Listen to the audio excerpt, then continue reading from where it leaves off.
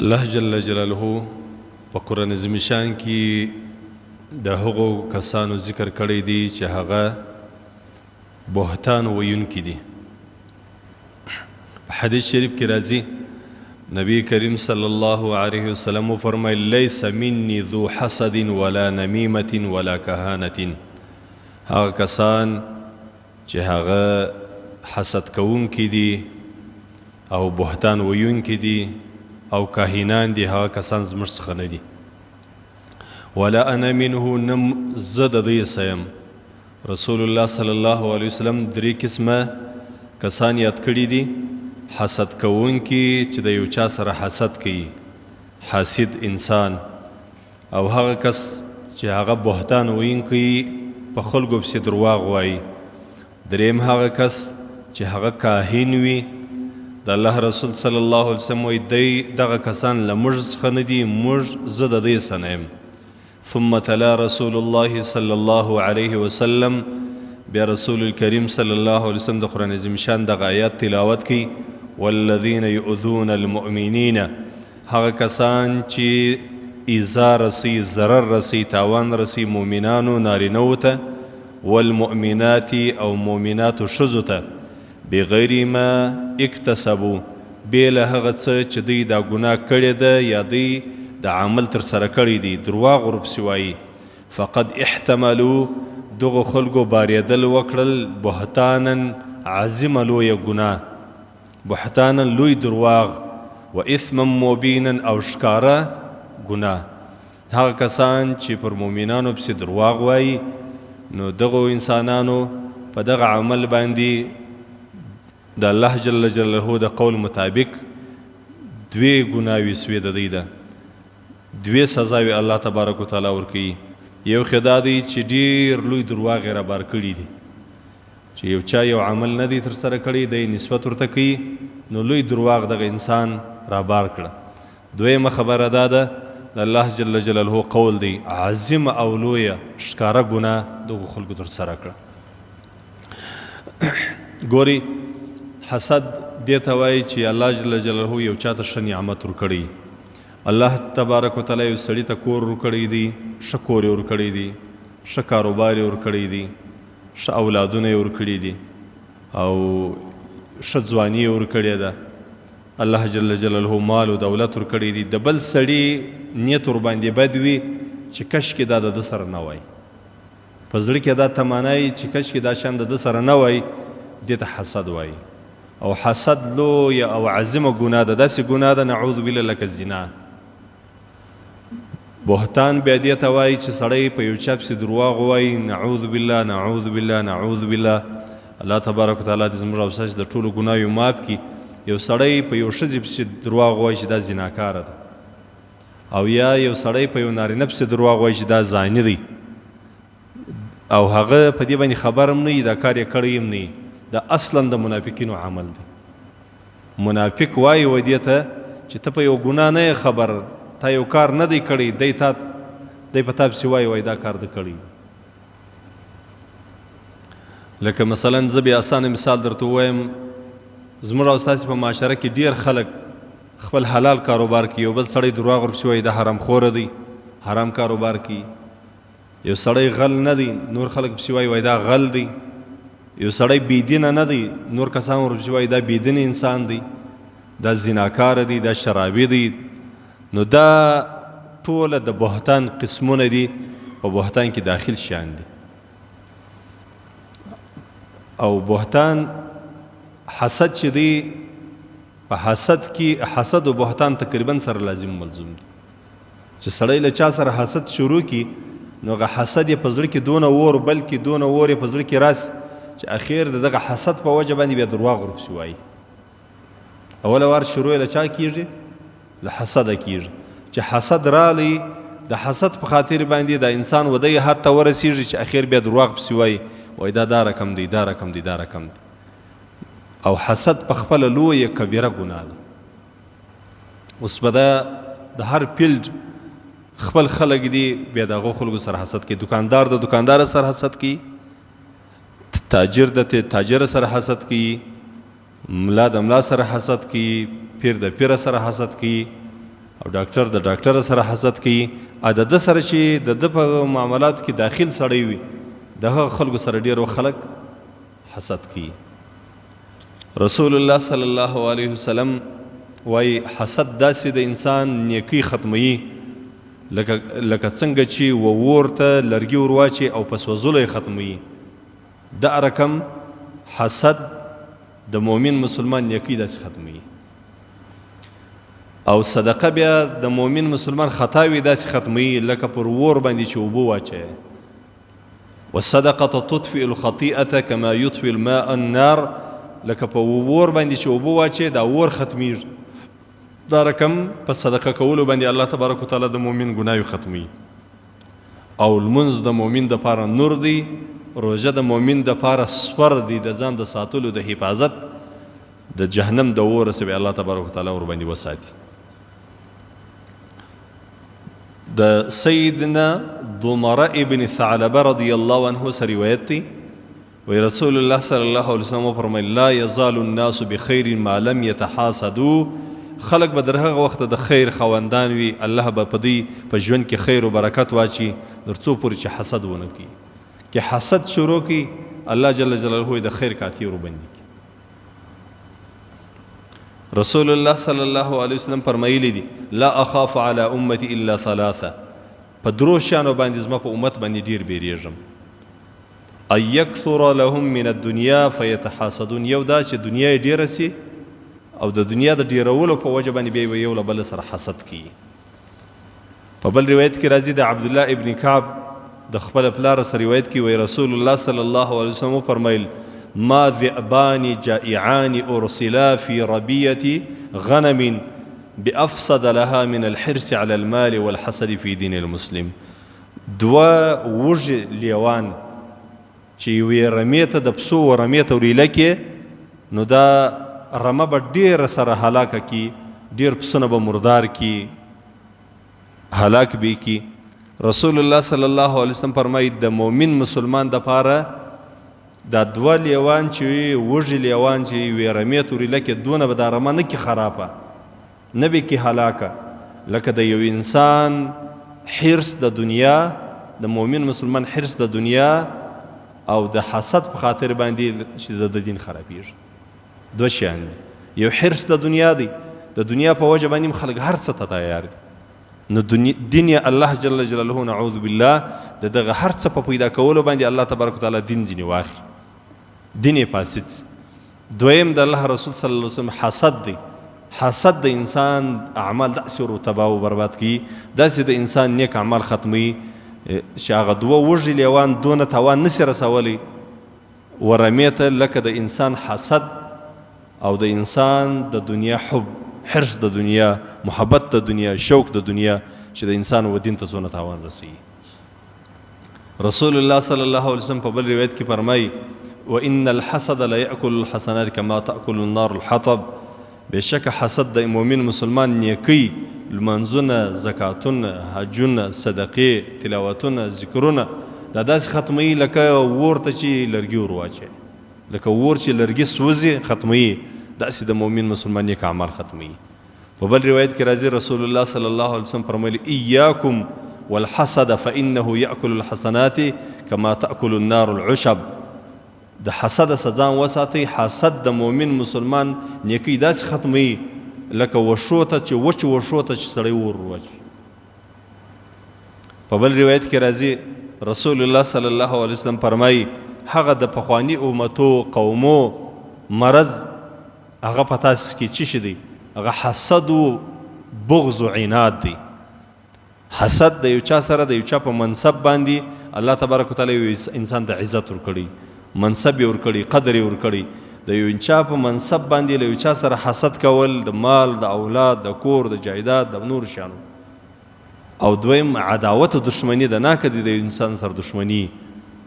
رسول الله صلی الله علیه وسلم وایي هي الحالقه، دا ختمون کې دي، لبیخ استون کې دي. حلق اصلي و د خریلو ته وایي. رسول الله صلی الله علیه وسلم بیا موږ ته وایي دا داسې حالق نه دي لکه سر چې وخرې، د سر د خریلو مالا نه ده، لیکن د حلق د دین دی در ختموي. حسد او بغض عناد دشمنی د یو چا سره کول ناکي دا د انسان دین ختموي. حالق دی، حلق اصلي د خریلو ته وایي، لکه د سر بیشتان سړی وخوري بیرته راځي، نه دا دین در ختموي. رسول الله صلی الله علیه وسلم انس ابن مالک رضی الله عنه ته وویل قال لي رسول الله صلی الله علیه وسلم، رسول الله صلی الله علیه وسلم رتل یا بني ای بچه، ان قدرت على ان تصبح وتمسي لك ليس في قلبك غش لاحد فافعل. ای بچه که دا په وس باندې پرې چې هر سهار او هر ماښام د زړه سره د مؤمنانو حسد وباسي، بس دا کار وکړه چې د مؤمنانو د زړه سره د مؤمنانو دشمنی عداوت د زړه سره وباسي، بس دا کار کوه. د چا سره په زړه کې خیانت، مکر، فریب، حسد دا شان مکوه، دا د زړه سره وباسه. انس ابن مالک رضی الله عنه وایي موږ د نبی کریم صلی الله علیه وسلم سره ناسو، كنا جلوسا مع رسول الله صلی الله علیه وسلم. دا عجبه قصه ده. حضرت انس ابن مالک رضی الله عنه وایي موږ یعنی صحابه کرام د رسول کریم صلی الله علیه وسلم سره ناسو. رسول الله صلی الله علیه وسلم ویل اوس به یو سړی راسي، داسې سړی به راسي چې دی به د جنت د خاوندانو سي، یعنی جنتي انسان به اوس راسي. یو صدقه بعد مو کتله یو سړی رالی، په روایت کې راځي سعد ابن مالک رضی الله عنه. ده سعد ابن مالک رضی الله عنه کتل مو یو سړی رالی او داسې تازه کړی دی، په چپل لاس باندې چمپلان راخیستي دي او د ژرې مبارکې سي هغه او داسې اوبه لا په ژره کې معلومیږي رالی. فلما كان الغد، کله چې سبا ورځ سوه، قال النبي صلى الله عليه وسلم مثل ذلك. د سبا بیا نبی کریم صلی الله علیه وسلم ویل اوس به یو سړی راسي د جنت د خاوندانو سره، یعنی جنتي انسان به اوس راسي. فلما كان اليوم الثالث، کله چې درېیمه ورځ سوه، فقال النبي صلى الله عليه وسلم، بیا نبی کریم صلی الله علیه وسلم ویل مثل مقالتي ایضا، اوس به یو سړی راسي جنتي انسان به اوس راسي د مجلس ته. بیا موږ کتل هغه صحابي مبارک را روان دی، رالی و مسجد ته د رسول الله صلی الله علیه وسلم مجلس ته رالی. نو فلما قام النبي صلی الله علیه وسلم تبعه عبد الله ابن عمر. کله چې رسول الله صلی الله علیه وسلم د مجلس ولاړ سو، هغه صحابي چې 3 ورځې پرله پسې رسول الله صلی الله علیه وسلم د په باره کې ویل اوس به یو څوک راسي جنتي انسان. نو حضرت عبد الله ابن عمر رضی الله عنه دی مبارک چې رسول الله صلی الله علیه وسلم ولاړ سو، په دې صحابي پسې سو چې دا صحابي کم عمل کی 3 واره رسول الله صلی الله علیه وسلم د په باره کې ویل یو سړی به راسي جنتي. بل ورځ بیا هغه صحابي رالی، بل ورځ بیا اوس به یو سړی راسي جنتي، بیا هغه صحابي رالی. 3 ورځ بیا وویل. نو عبد الله ابن عمر رضی الله عنه د دې لپاره په د پسې سو چې د دا معلومات وکړي چې دا سړی کوي کوم عمل چې الله جل جلاله جنتي کړی دی، او رسول الله صلی الله علیه وسلم 3 ورځې د مبارک د جنت زیری وایي. دا خبره مالا مخه کړې ده چې د صحابه کرام کې ډیر جنتیان وه، د جنت زیری په ډیرو صحابه کرامو باندې سوي وه.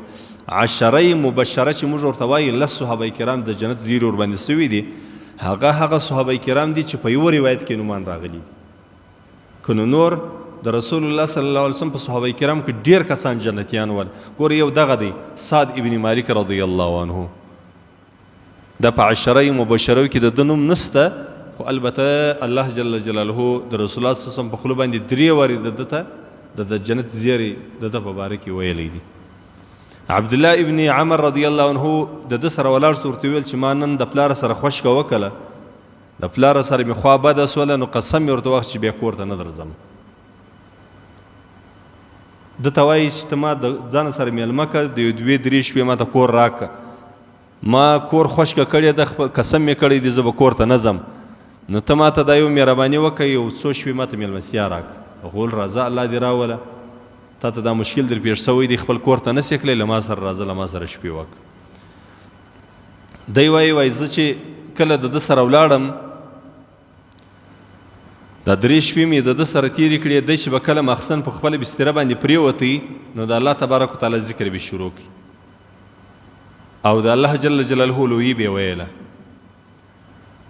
کله چې به د شپې پر بستره باندې اوښتی مطلب د خوبه نو سبحان الله به ویل، الله اکبر، الحمد لله، دا کلمات به ویلې.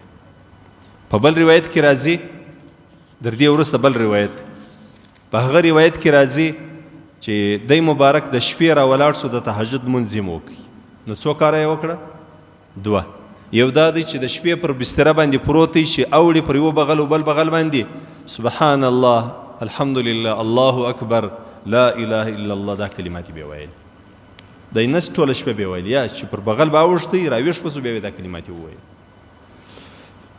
په دا روایت کې راځي چې د شپې د تهجد لمونځ مو کې 12 رکعاته تهجد لمونځ یې وکړي. ډېر اوږده رکعتونه یې نه دي کړي، نه ډېر کوچني کړي دي. په اخر کې دعا کړې دي، و دعا دا کړې اللهم ربنا اللهم آتنا في الدنيا حسنة وفي الآخرة حسنة وقنا عذاب النار. اللهم ربنا یې نه دي ویلي، اللهم آتنا في الدنيا حسنة وفي الآخرة حسنة وقنا عذاب النار. دا دعا یې کړې ده. دویمه دعا یې دا کړې اللهم اکفنا ما اهمنا من امر آخرتنا و دنیانا. الله زما د دنیا او د آخرت د ټولو امورو کافي سي، چې په دنیا کې به ما غمجنه کوي یا په آخرت کې ما غمجنه کوي، الله د هغو ټولو کارو ته کافي سي. اسانه معنا یې دا ده. درېیمه دعا یې دا کړې الله ټوله خیر مې ته په نصیب کړي، الله د ټوله شره مې وساتي. پښتو باندې په عربي کې دا توري اللهم انی نسألک من الخیر كله واعوذ بک من الشر كله. بس دا دعا یې کړې. 3 دعاوې، کمې دعاوې. یو یې اللهم ربنا ویلې ده، او دویمه دا دعا کړې ده الله ته زما د دنیا او د آخرت د ټولو هغو کارو کافي سي چې ما غمجنه کوي، ما پریشانه کوي، الله ته مې کافي سي. ډېره ښه دعا ده دا. درېیمه دعا یې دا کړې ده الله ټوله خیر مې په نصیب کړي، الله د ټوله شره څخه مې وساتي. وایي ما چې 3 شپې ورسره تېرې کړې بس والا مې ورته ویل چې وروره دا خبره خو دا رقم نه وه لکه ما چې درته وکړله. په دې پوه سوم چې د نور عبادت نه کوي، دا خو عام هر صحابي دا عبادت کوي. د شپې خو هر صحابي دعا کوي، هر صحابي دا عبادت کوي، دا خو ډېر عبادت نه کوي. نو بله مې ورته ویل چې وروره ما خو نه د پلاره سره خوشکه کړې ده، نه مې د پلاره سره جنجال کړی دی، صرف په دې خاطر باندې چې رسول الله صلی الله علیه وسلم 3 ورځې مسلسل ستا په باره کې دا ویل چې اوس به یو سړی راسي جنتي صحابي، هغه به ته رالې. بله ورځ بیا رسول الله صلی الله علیه وسلم ویل اوس به یو صحابي راسي جنتي، هغه بیا ته رالې. 3مه ورځ بیا رسول الله صلی الله علیه وسلم ویل اوس به یو صحابي راسي جنتي. دا 3 ورځې چې ما دا ستا په باره کې دا خبرې واورېدې بس والا مې دا عزم وکړي چې د ده سره به ځې 3 شپې به د ده سره تېروي، به ګوري چې کوم عبادت دی د الله جل جلاله کوي. نو چې د ورځې مور سره د شپې مور سره نو سړی معلومیږي چې کوم عبادت کوي. د په جواب کې ورته ویل، هغه ورته وویل وروره تا خو زما عمل ولیدي، بس دا رقم ساده سړی یم وروره، بله نه ډېر عبادتونه شته نه ډېر ذکرونه کوم، بس دا لکه دا وشي دي دا رقم یم. حدیث شریف کې راځي قال ما هو الا ما رايت، نور په ما کې هېڅ نسته دغه دا تا چې ولیدم. فلما ولیت دعاني، کله چې زه ځینې روان سم خدای په اماني مې ځینې واخیستل، ما د خدای په امان لاړم روان سم، د بیرته غږ رابشر وکړئ ته دلته راسه یو خبره درته وکړم. فقال ما هو الا ما رايت، یو خو دا خبره ده دا تا چې په ما کې څه ولیدل بس په ما کې دا سته، غير أني لا أجد في نفسي لأحد من المسلمين غشا ولا أحسد أحدنا على خير أعطاه الله إياه. وای ما بل اداره ته ویل وای زه یو بل خویم لرم، بیرته راوغږم وای تراس عبادت مې دا و دا وشي دی ستا په ذهن باندې دا عبادت دونه ډېر عبادت نه دی سم کښېنئ بتله. خو یوه خبره بله خبره دا ده چې زه یو عادت لرم، زه د مسلمان سره د دوکې او د فراډ نیت نه لرم. په ټوله زندگی ما په زړه کې دا نه جوړ کړ چې د پلانکي سړي سره به دوکه وکړم، د مسلمان سره دوکه نه کوم. د یو دویم چې چاته الله څه ورکړي دي زه حسد نه ورسره کوم، چې چاته الله څه ورکړي دي زه حسد نه ورسره کوم. ګوري دا خبره ښه په غور باندې واوري، که تاسې ګورئ حافظان یاست طالبان یاست چې پته کې یو حافظ ښه حفظ کوي، ښه حافظوي، ښه قرآن یادوي، حسد مه ورسره کوئ، دعا ورته کوي او خدای پاک یې نور یې مخ ته بوځي. یو طالب یې ښه سبق وایي، حسد مو ورسره کوي، دعا ورته کوي چې الله پاک نور د په علم کې برکت واچوي. په داس کې یو الک وي دیندار یې ډیر دیندار یې، حسد مو ورسره کوي، دا ورته چې الله پاک دې نور نیک صالح کړي. دا صحابي مبارک وایي په ما کې دا یو خو سته، یو زه د چا سره د دوکې او فراډ نیت نه لرم، فراډ او دوکه نه کوم. دویمه خبره په ما کې دا ده چې زه د چا سره حسد نه کوم په هغه شیانو باندې چې الله جل جلاله د تور کړي. زموږ خلک د خلکو سره حسد کوي په ټولو شیانو کې کوي، حتی په دې کې هم حسد کوي چې الله جل جلاله یو چاته عزت ورکړي دا بل کس ورباندې کېږي، و یاره دی څونه عزتمند دی، د خلک څونه قدر په سترګه باندې ګوري، څونه عزت یې کوي، څونه قدر یې کوي. دا حسد دی، حسد کبیره ګناه ده. د دغه صحابي مبارک دا توري چې ورته ویل فقال عبد الله هذه التي بلغت بك، و د څه ورته وویل؟ او وای اوس په خبره باندې پوه سوم تا ته چې الله په دنیا کې رسول الله صلی الله علیه وسلم ته دا ځای ښوولی دی چې دا جنتي دی، د صحابي په دغه عمل باندې ته جنتي یې. په کوم عمل باندې؟ دوه شیان یې پرېږدي دي، یو د دوکې او د فراډ نیت نه لري د مسلمان سره، دویم حسد د چا سره نه کوي. د خدای نعمتونه چې الله جل جلاله خپلو بندګان تور کړي دي پر د نعمتو باندې حسد نه ورسره کوي. نو موږ به هم دغه اراده کوو انشاءالله، و انشاءالله د الله جل جلاله سره هم دا وعده ده چې موږ به نه حسد کوو او نه به د مسلمان سره دوکه کوو. رسول الله صلی الله علیه وسلم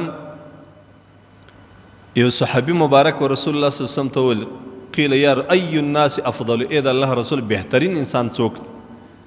رسول الله صلی الله علیه وسلم ورته وویل کل مخموم القلب صدوق اللسان. رسول الله صلی الله علیه وسلم ورته وویل وای مخموم القلب او رښتیا ویونکی دا ډیر بهترین انسان دی. صحابه کرام ورته وویل صدوق، قالوا صدوق اللسان نعرفه، د الله رسوله دا رښتیا چې وایي چې پر ژبه باندې درواغ نه وایي دا خو موږ پیژنو، دا بل نه پیژنو. دا تا چې دا وویل مخموم القلب، مخموم القلب څوک دی؟ رسول الله صلی الله علیه وسلم یې تعریف ورته فما مخموم القلب قال هو التقي النقي لا اثم فيه ولا بغا ولا غل ولا حسد.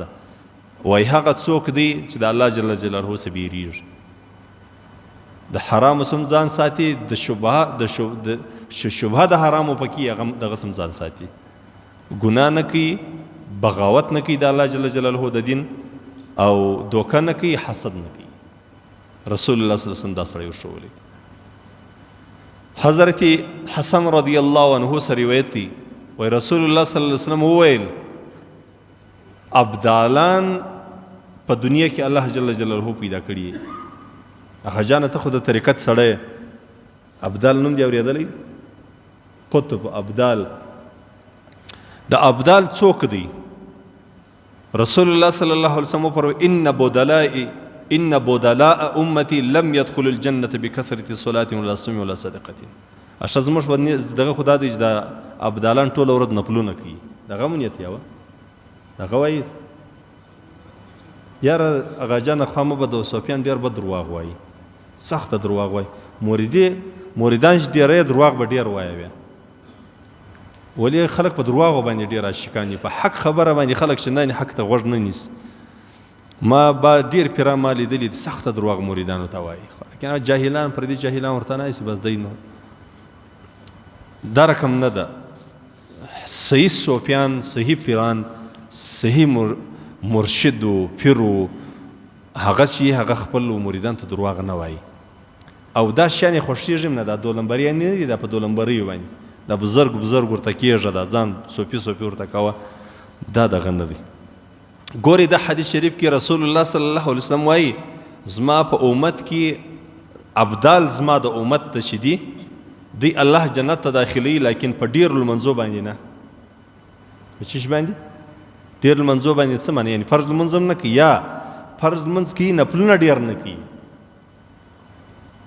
صحیح دی؟ دی نه دی لکه د کلندریان، دا ټوله نعوذ بالله جهنمیان دي. دا کلندریان نه دي، دا کلندریان دا 2 نمبر کلندریان، دا خو ټوله جهنمیان دي. په دې خاطر باندې لمونځونه نه کوي، روژې نه نیسي، په شر باندې نه دي برابر، د خدای او د رسول دښمنان.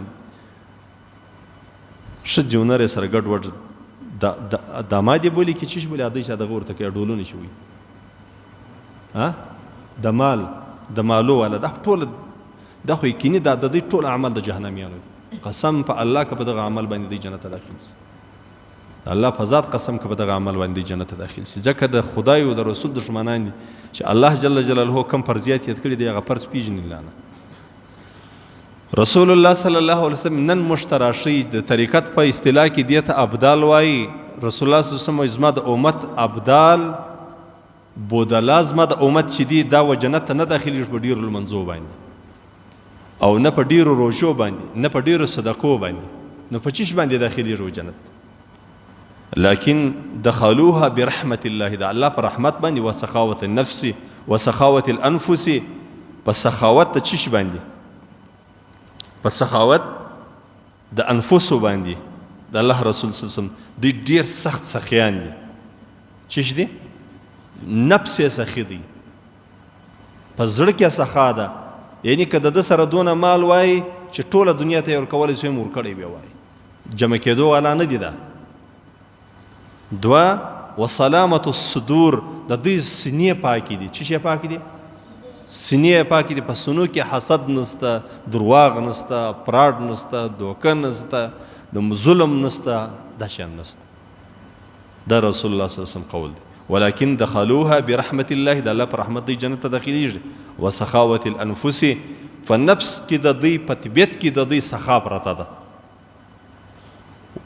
د یو وسلامت الصدور زړونه پاک دي سینې پاک دي په زړه کې حسد نه کوي د علماو دشمنی نه کوي د صالحینو دشمنی نه کوي د مسلمانانو سره دشمنی نه کوي خیانت نه کوي فراډ نه کوي الله جل جلاله دې موږ او تاسې هم و جنت ته داخل کی الله تبارک وتعالی دې موږ او تاسې هم په دغه احادیثو دې الله موږ ته د عمل کولو توفیق را نصیب کړي د نیکانو د صالحینو د حقیقي صوفیانو نزدې مخلص ملګری دی الله جل جلاله موږ وګرځي الله دې موږ د دوی خادمان کړي الله دې موږ د دوی د مجلس خلق کړي الله دې موږ ته په زړه کې د نیکانو د صالحینو چې الله د الله رسول صالح بولي نیک بولي الله دې د هغو ملګري کړي الله دې د بېدینۍ څخه وساتي نو حسد مه کوئ حسد ډېره لوی ګناه ده حسد مو پېژندئ الله رب العزت موږ او تاسو ټول له حسده وساتي الحمد لله رب العالمين الصلاة والسلام على أشرف الأنبياء والمرسلين خاتم النبيين سيدنا محمد وعلى آله وأصحابه الطيبين الطاهرين أجمعين اللهم إنا نسألك من خير ما سألك منه نبيك محمد صلى الله عليه وسلم ونعوذ بك من شر ما استعاذ منه نبيك محمد صلى الله عليه وسلم وأنت المستعان وعليك البلاغ ولا حول ولا قوة إلا بالله دا عبدالخالق خان پلارو پات سوی دی او د ډاکټر کریم الله صاحب ورور یو دعا غوته مو کې اللهم یمن کتابهما ويسر حسابهما وثقل ميزانهما بالحسنات اللهم اغسلهما بالماء والثلج والبرد اللهم نقهما من الخطايا والذنوب كما نقيت الثوب الأبيض من الدنس إنا لله وإنا إليه راجعون